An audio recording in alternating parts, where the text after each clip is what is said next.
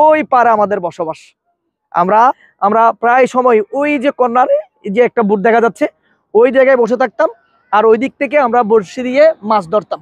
দর্শক, সন্ধ্যাবেলায় যেই জায়গায় দাঁড়িয়ে ভিডিও ধারণ করে দেখাচ্ছি, 12 বছরের কথা বললে হয়তো দেরি হবে, 12 বছর পূর্বে যেখানে দাঁড়িয়ে আছি এত সুন্দর রাস্তা হয়েছে, কার্পেট রয়েছে এবং এখানে টাইলস লাগানো রয়েছে, ব্লক লাগানো রয়েছে। দেখতে পাচ্ছেন খুব দারুণ আকারের যে আপনার যাতায়াতের জন্য, এখানে পর্যটকরা ঘোরাফেরা করার জন্য অনেক সুন্দর যে দৃশ্য এখন দেখা যাচ্ছে।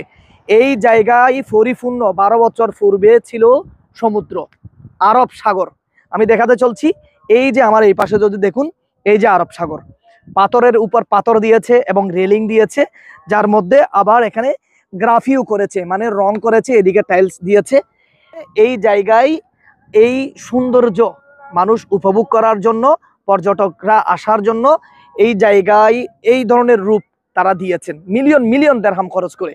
তো আজকে দেখতে পাচ্ছেন 12 বছরের মধ্যে পরিপূর্ণ একটি সমুদ্রকে কোন রূপটি তারা দিয়েছে।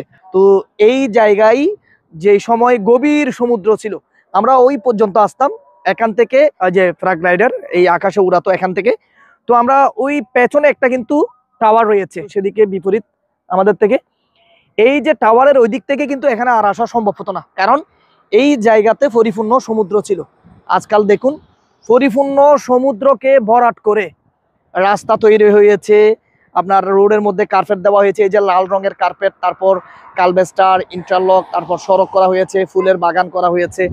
এদিকে আপনারা দেখতে পাচ্ছেন আবার বাচ্চারা যাতায়াতের জন্য 2টি লাইন করা হয়েছে, এদিকে রেলিং, টাইলস, রং, পাথর, তারপর হচ্ছে সমুদ্র। ওই পারে আমাদের বসবাস।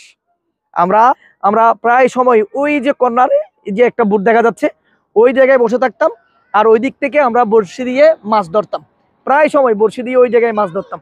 এখন আমরা যেখানে গভীর সমুদ্র, এই জায়গায় দাঁড়িয়ে ভিডিওটি ধারণ করে দেখাচ্ছি। বাংলাদেশে যদি এইরকম গভীর সমুদ্রকে যদি বরট করে এইরকম একটি স্থানের মতো যদি রূপান্তরিত করে, তাহলে কত বছর সময় লাগবে। এখন আমরা 12 বছরে পরিপূর্ণ সমুদ্রের উপর দাঁড়িয়ে এত সুন্দর একটি দৃশ্য পরন্ত বিকেল আমরা উপভোগ করতেছি।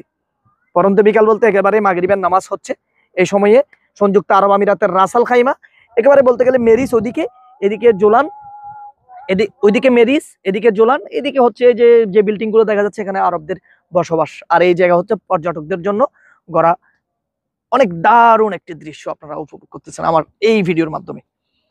প্রিয় দর্শক, কারা এসেছেন এই সংযুক্ত আরব আমিরাতের রাস আল খাইমার, কর্নেশের পার, মেরিস এবং এই যে নতুন আকারের কর্নেশ তৈরি হয়েছে এই জায়গায়, যারা এসেছেন অবশ্যই কমেন্ট করতে ভুলবেন না।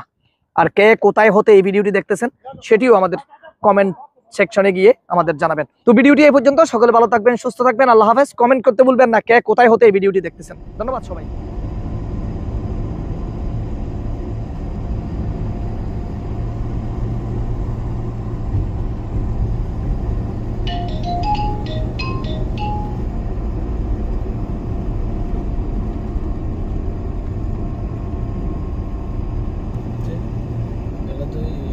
শুক্রবার ভয় নেওয়া